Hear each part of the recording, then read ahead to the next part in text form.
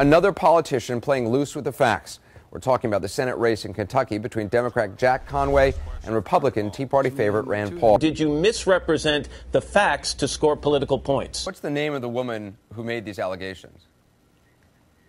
Well, the woman who has made the allegations has remained anonymous. So you don't know, nor does anyone know really who she is. I don't know this woman. Do you know her? No, I don't know. Have you ever met her? I have not met her. Have you ever talked to her? I have not. Have you ever heard her on the record? Legally on the record? Speaking on the record under oath about what I've not heard her under oath. Okay, so it's all sort of hearsay by an unrecognized source. It is tricky. You're building your major campaign push at the end on a claim made by someone who won't come out of the dark, who won't say what actually happened in a kind of a public way that could be checked. In other words, whatever she says is the truth by your standards. In other words, you believe what she said. Listen. No, seriously, you're an attorney, you're Attorney General. Yeah. You believe this woman's claim per se, just because she made it.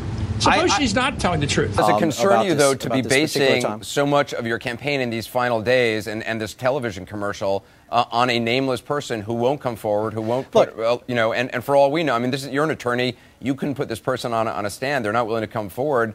You couldn't put these statements in the court. Anderson, she has called it sadistic, and she has called it weird, and she's talked about it on but we don't know who occasions. she is. I mean, she could be making up a story, and we don't know. Look, I know the story here, but you're basically trusting a woman's word against Dr. Paul's. Yes. Why? Because in any number of instances, I don't think he's told the truth. So you just prima facie, anyone who makes a 30-year-old charge against your opponent, you will exploit that for a TV ad. That's what you've done here. You've exploited the on-the-record comment of a woman who won't come forward as the basis. This ad of yours ignited a firestorm. It clearly ignited the passions of Mr. Paul. Did it cross a line? Is it fair, even in the increasingly dirty world of politics? Do you stand by it? I stand by it. But does an incident that may or may not have occurred 27 years ago, does it really matter to voters today, given all the things that people are facing, all the problems that people are having in their own lives? You're in a state that's got, like the rest of the country, about 10% unemployment. People are living in desperate economic times. Is this, do you think, what they want to talk about so close to an election? And does this foreshadow what kind of a senator you might be in Washington? We were told we were going to have an interview with you, and that's fine. I'm happy to sit here. I'm happy to sit here and answer your questions. Is it because of the ad? Is it because you feel like, man, maybe I shouldn't have done this? Have I failed to answer any questions about this ad? Have I failed to go on Anderson Cooper or CNN? Have I failed to go on Matt Lauer?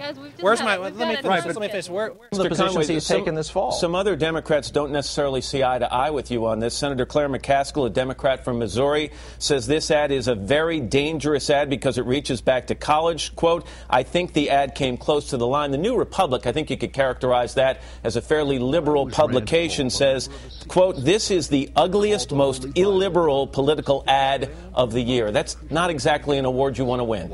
I think you should never question a person's religion. I think if they say they're Christian, they are.